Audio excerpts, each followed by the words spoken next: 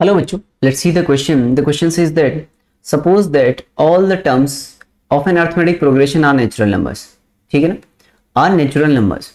If the ratio of the sum of the first 7 terms to the sum of the first 11 terms is 6/11 and the seventh term lies in between 130 to 140, then the common difference of this AP. Okay, तो आपको क्या common difference बताना है.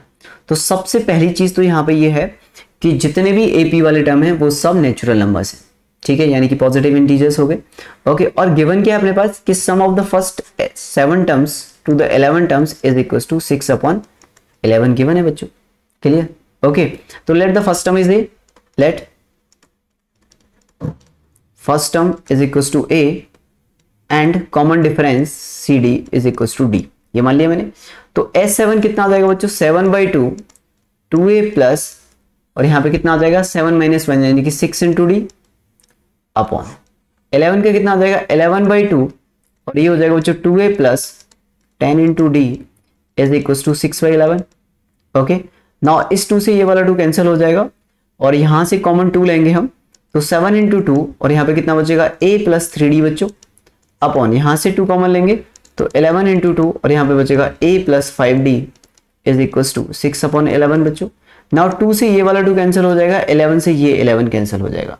Clear? तो यहाँ पे finally क्या बचेगा अपने पास a + 3d upon a + 5d is equal to 6/7.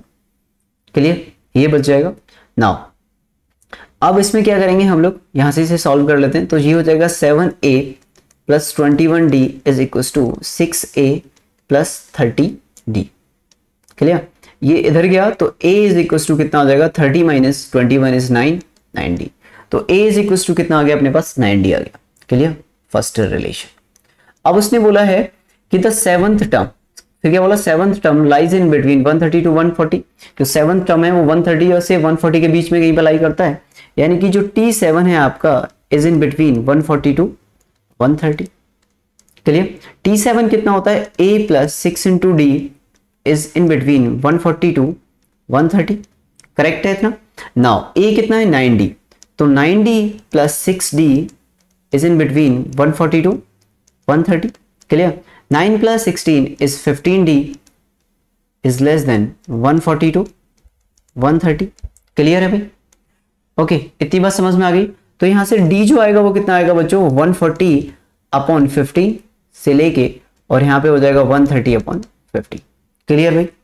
Okay, now इसे आप सॉल्व कर सकते हो. इसे 5 से कैंसिल आउट कर सकते हो. 5 से कैंसिल आउट करेगा तो ये कितना हो जाएगा 26/3 और d, और ये कितना हो जाएगा बच्चों, ये 5 से गया तो 28/3. नाउ d जो है वो अब यहाँ पे, अब d जो होगा देखो, अब d जो होगा वो इंटीजर होगा. ठीक है ना? d जो होगा वो क्या होगा, इंटीजर होगा. ठीक है, और ये कितना आएगा, this is 9 point something.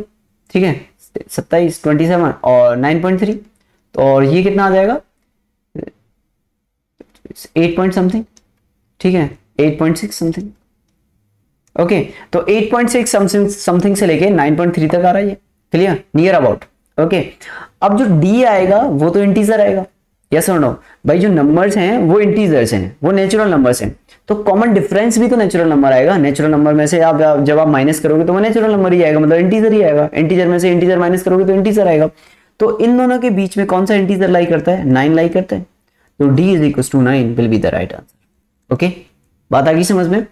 Okay, clear? तो आई होप आपको पूरा क्वेश्चन समझ में आया होगा. Good luck.